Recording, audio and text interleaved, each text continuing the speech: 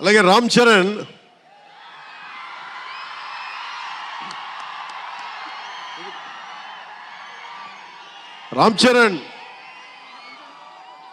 అంటే నేను రామ్ చరణ్ ఉన్నప్పుడు, నేను పుట్టినప్పుడు, నేను ఇంటర్ ఎప్పుడు చదువుతున్నాను.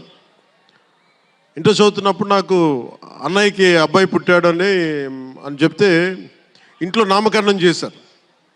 నామకరణం చేసినప్పుడు మా నాన్నగారు పెట్టిన పేరు, మా ఇంట్లో అందరికీ ఆంజనేయ స్వామి పేరు రావాలి, మా ఇంటి దైవం అని. రామ్ చరణ్కి రాముడి చరణాల దగ్గర ఉండేవాడు ఎవడో హనుమంతులు, ఆంజనేయ స్వామి. నిత్యం బలం ఉండి కూడా వినయ విధేయతలతో ఉండే వ్యక్తి ఆంజనేయ స్వామి.